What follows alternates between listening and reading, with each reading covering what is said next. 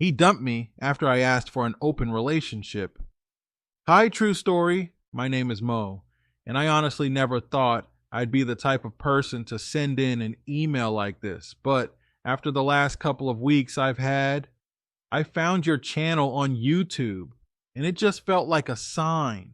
I watched a couple of your videos where men and women share their experiences, and I thought to myself, if they can tell their story, maybe I can too. I don't know if you'll read this on your channel, but if you do, I'd appreciate it because I feel like I wasted 7 years of my life, and I don't want that to just disappear without being acknowledged. Maybe my story will help somebody else out there avoid the mistakes I made, or at least recognize the red flags I kept ignoring. How we met. I met Mike back in 2016. At the time, I was 23 and working at a little retail job. He came into the store one day with some of his buddies, and I don't know what it was, but he stood out to me. He wasn't even the best looking guy in the group, but he had this confidence about him. When he asked me for my number, I was flattered. We started texting, hanging out, and within a few weeks, we were seeing each other regularly. By the end of that summer, we were exclusive. At least that's what I thought. I wasn't perfect in those early stages, and I'll admit that right now. Well, 1 year into being with him, I was still kind of talking to another guy on Facebook. Nothing serious, but yes, we did sleep together a couple of times before I completely cut it off. Once I realized I really wanted to be with Mike, I ended things with that other guy and tried to fully commit. I know it wasn't right, and I'm not excusing it, but I also feel like everyone knows those early months of dating can be messy.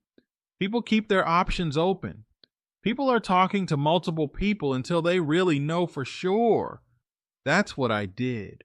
It's not something I'm proud of, but it also shouldn't have been held over my head for the next 6 years of my life. The snooping. Here's the thing. Mike only found out about it because he logged into my Facebook messages behind my back. He snooped. I didn't tell him. I probably would have if it came up, but I didn't volunteer the information. He confronted me with screenshots and everything, and we had this huge fight. I cried. I apologized. I told him it was over with that guy, and I meant it. I truly never messed around again after that. But even though I stayed loyal to him for the rest of our relationship, it was like he never forgave me. He always brought it up during arguments.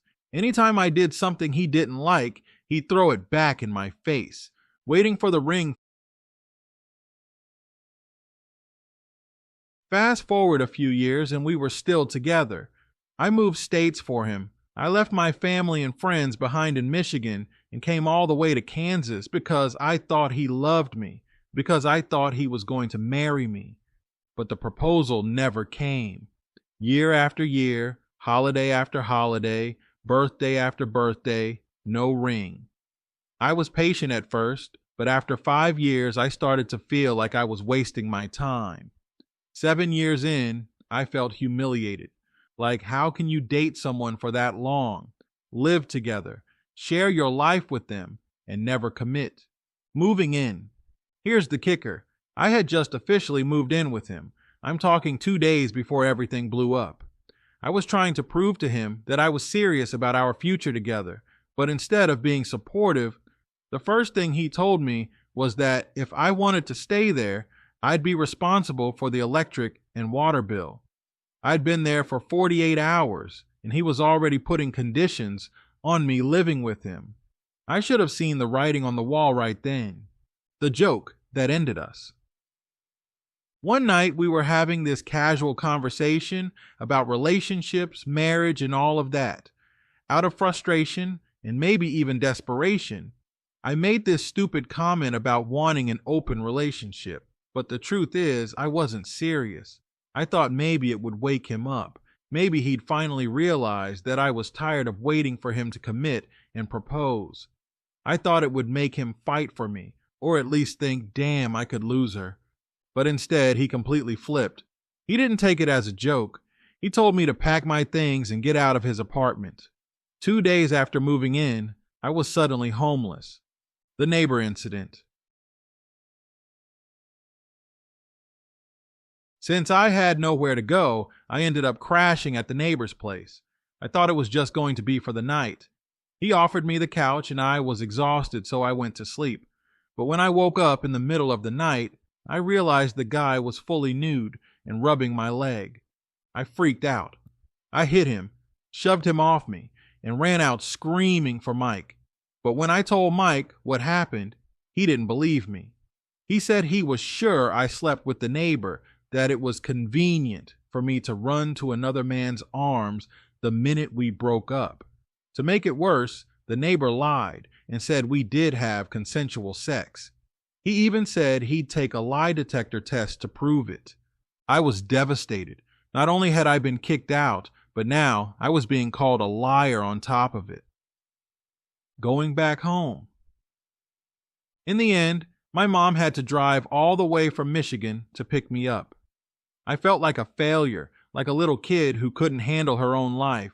She brought me back home with her, and that's where I am now. Meanwhile, Mike wasted no time. Literally within days, he was already on Facebook in a new relationship, which makes me think maybe he'd been cheating on me the whole time. It's hard for me to believe he just magically found someone that quickly unless she was already in the picture. How I feel now. I'm heartbroken, but more than that, I'm angry. Angry that I gave 7 years of my life to someone who never really loved me. Angry that he punished me forever for one mistake I made in the first year. Angry that he could just throw me out like trash and replace me so easily. And honestly, I'm angry at myself too, for waiting around, for ignoring the signs, for thinking things would change when they never did. Why I'm writing? I guess I just needed to get this out. I've been bottling it up, and seeing other people share their stories on your channel made me realize I'm not alone. Relationships can get messy, and sometimes we don't see the truth until it's too late. If you decide to read this on your channel, I'd be grateful. And if your viewers want an update, I actually have a part 2. When I went back with my brother to pick up the rest of my stuff, things exploded between Mike and my brother. It turned into a big fight, and that's a whole story on its own. For now, though, thank you for listening. Writing this out has been therapeutic in a way. I still feel like I wasted years, but maybe if people hear my story, I won't feel like it was all for nothing. Part 2. Going back for my things turned into chaos. Hi, True Story. This is Mo again. You mentioned on your channel that people like hearing follow-ups. So I wanted to share part 2 of my story. If part 1 was about heartbreak and confusion, part 2 is about closure, or at least what closure looks like when it's messy and not the kind of movie ending people fantasize about. Going back for my stuff. After my mom came to pick me up and drove me back to Michigan, I tried to just focus on resting. I was mentally drained, physically exhausted, and emotionally embarrassed. But after about a week of being home, reality hit me. Most of my belongings were still in Kansas. I'd only been living with Mike for 2 days before he kicked me out, but in those 2 days I'd already moved. In my clothes, some kitchen items, my personal things, my laptop, sentimental stuff like photos, journals, and even furniture I'd bought with my own money.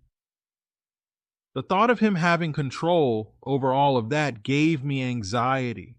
I texted him about coming to get my stuff. At first, he ignored me. Then, when he finally replied, he was cold. He said, "Come whenever. I don't care. Just don't expect me to help you." The thought of seeing him again made me sick, but I also didn't trust him not to damage or steal my things out of spite. I told my brother about it. He's 2 years older than me and has always been protective. Right away he said, "You're not going down there alone. I'm coming with you." The drive back. So about a week later, my brother and I made the drive from Michigan back to Kansas. That drive felt 10 times longer than the drive my mom and I made. With my mom, I was a heartbroken daughter trying to retreat back home. With my brother, I felt like a warrior heading back into battle. I kept replaying everything in my head. The years with Mike, the fights, the disappointment, the humiliation of being kicked out, the neighbor incident, and his new Facebook girlfriend. I thought maybe when I saw him face to face again, I'd have some kind of epiphany, like all the feelings would disappear and I'd see him clearly for what he was.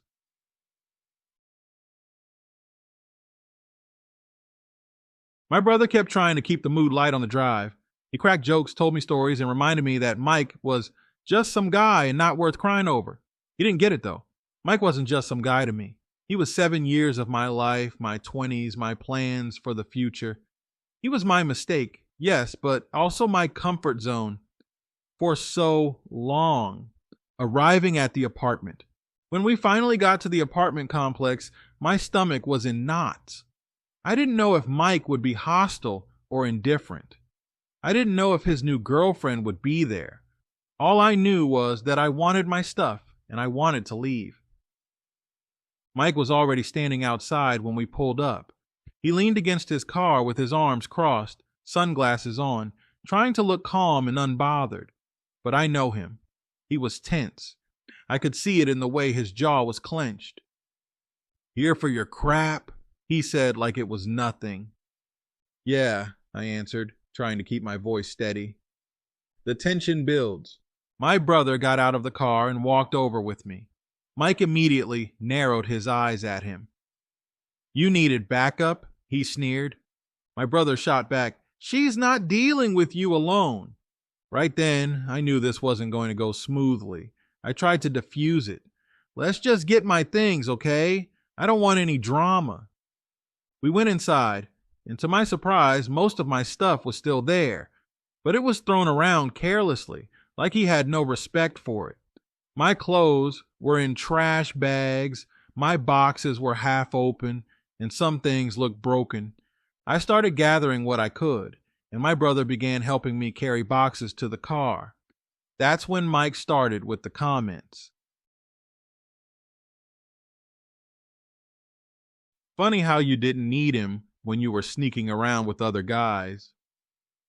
Wonder if your new boyfriend appreciates the free furniture. She's been lying since day one, man. Good luck babysitting her." Each comment was like a knife.